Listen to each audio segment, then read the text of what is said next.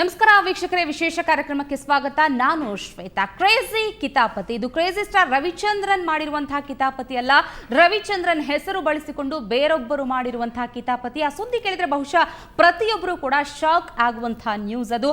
ಆ ನ್ಯೂಸ್ ಏನು, ಯಾರು ಯಾವ ರೀತಿ ಸುದ್ದಿ ಹಬ್ಸಿದ್ದಾರೆ ಅನ್ನೋದ್ರ ಬಗ್ಗೆ ತಿಳ್ಕೋಣ. ಅದೇ ಈ ಹೊತ್ತಿನ ವಿಶೇಷ ಕ್ರೇಜಿ ಕಿತಾಪತಿ.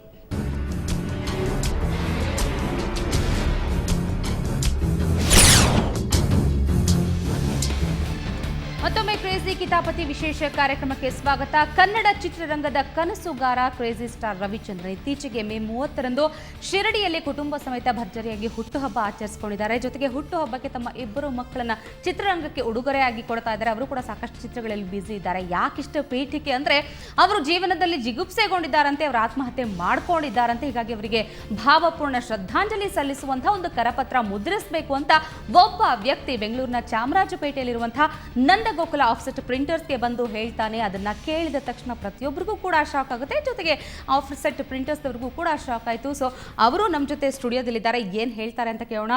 ನಂದಗೋಕುಲ ಆಫ್ಸೆಟ್ ಪ್ರಿಂಟರ್ಸ್ನ ಮಾಲೀಕರಾಗಿರುವಂತಹ ವೆಂಕಟರಮಣಪ್ಪ ಅವರಿದ್ದಾರೆ. ವೆಂಕಟರಮಣಪ್ಪ ಅವರೇ, ನಿಮಗೆ ಕಾರ್ಯಕ್ರಮಕ್ಕೆ ಸ್ವಾಗತ. ಅಲ್ಲಿ ಆಫ್ಸೆಟ್ ಪ್ರಿಂಟರ್ಸ್ನ ನೌಕರರಾಗಿರುವಂತಹ ಪ್ರಿಂಟಿಂಗ್ ಮಷಿನ್ ಆಪರೇಟರ್ ಇವರು ಭಾಸ್ಕರ್ ಅವರು. ಭಾಸ್ಕರ್ ಅವರೇ, ನಿಮಗೂ ಕೂಡ ಕಾರ್ಯಕ್ರಮಕ್ಕೆ ಸ್ವಾಗತ. ನಿಮ್ಮಿಬ್ಬರ ಜೊತೆ ನಾನು ಮಾತಾಡ್ತೀನಿ. ಅದಕ್ಕೂ ಮೊದಲು ನಮ್ಮ ಜೊತೆ ನಮ್ಮ ಪ್ರತಿನಿಧಿ ನಾಗೇಂದ್ರ ನಮ್ಮ ಜೊತೆ ನೇರ ಸಂಪರ್ಕದಲ್ಲಿದ್ದಾರೆ. ನಾಗೇಂದ್ರ, ನಿಜಕ್ಕೂ ಕೇಳಿದ ತಕ್ಷಣ ಒಂದು ಸಾಕಷ್ಟು ಸಂಶಯಗಳಲ್ಲಿ ಹುಟ್ಕೊಳ್ಳುತ್ತೆ.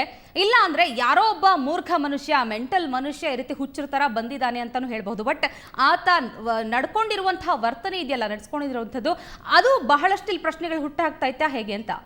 ಖಂಡಿತವಾಗೂ ಶ್ವೇತಾ, ನೀವೇ ಹೇಳ್ದಂಗೆ ಒಬ್ರು ಕ್ರೇಜಿ ಸ್ಟಾರ್ ರವಿಚಂದ್ರನ್ ಅವರು ನಿಧನ ಆಗಿದ್ದಾರೆ ಅಂತಂದ್ರೆ ನಾವು ಅಲ್ಲೋಗಿ ಗಮನಿಸ್ತಾ ಕೂಡ ಪ್ರಿಂಟಿಂಗ್ ಪ್ರೆಸ್ ನಲ್ಲಿ ಏನಕ್ಕೋ ಮೀಡಿಯಾದವ್ರು ಬಂದಿದ್ದಾರೆ ಅಂತ ಕೂಡ ಎಲ್ಲರೂ ಕೂಡ ಅಲ್ಲಿ ಜನ ಸೇರಿದ್ರು.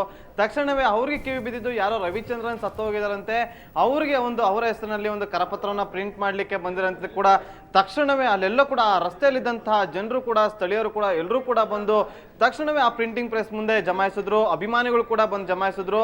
ಆವಾಗ ನಾವೇ ಸಮಜಾಯಿಸಿ, ಇಲ್ಲ ಇದು ಸುಳ್ಳು ಸುದ್ದಿ ಅಂತ ಕೂಡ ನಾವೇ ಅಲ್ಲಿ ಸಮಜಾಯಿಸಿ ಅವ್ರನ್ನ ವಾಪಸ್ ಕಳಿಸಿದಾಯ್ತು.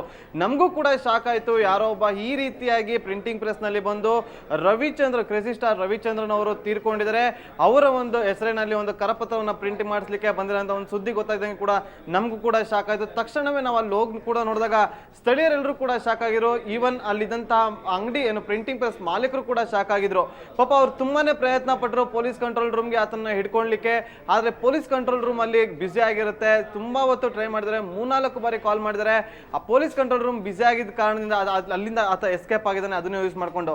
ಎಲ್ಲರೂ ಕೂಡ ಈ ಒಂದು ಸುದ್ದಿ ತಿಳಿದಂಗೆನೆ ಖಂಡಿತವಾಗೂ ಶಾಕ್ ಆಗೋದಂತೂ ಶೋರ್. ಶ್ವೇತಾ, ನಾಗೇಂದ್ರ, ಧನ್ಯವಾದ ಎಲ್ಲ ಮಾಹಿತಿಗಾಗಿ. ಕ್ರೇಜಿ ಸ್ಟಾರ್ ರವಿಚಂದ್ರನ್ ಆತ್ಮಹತ್ಯೆಗೆ ಶರಣಾಗಿದ್ದಾರೆ ಎನ್ನುವಂತಹ ಗಾಳಿ ಸುದ್ದಿ ಕೇಳಿದ್ರೇನೆ ಪ್ರತಿಯೊಬ್ಬ ಜನಸಾಮಾನ್ಯನಿಗೂ ಕೂಡ ಶಾಕ್ ಆಗುವಂಥದ್ದು. ಇಂಥ ಸುದ್ದಿ ರವಿಚಂದ್ರನ್ ಅವರ ಕಿವಿಗೆ ಬಿದ್ದ ಮೇಲೆ ಹೇಗಾಗಿರಬಹುದು, ಅವರೇ ಖುದ್ದಾಗಿ ಯಾವ ರೀತಿ ರಿಯಾಕ್ಟ್ ಮಾಡ್ತಾರೆ, ಏನು ಹೇಳ್ತಾರೆ, ನಮ್ಮ ಸ್ಟುಡಿಯೋದಲ್ಲಿ ಕ್ರೇಜಿ ಸ್ಟಾರ್ ರವಿಚಂದ್ರನ್ ಹಾಜರಾಗ್ತಾರೆ. ಅದಕ್ಕೂ ಮೊದಲೊಂದು ಸಣ್ಣ ಬ್ರೇಕ್.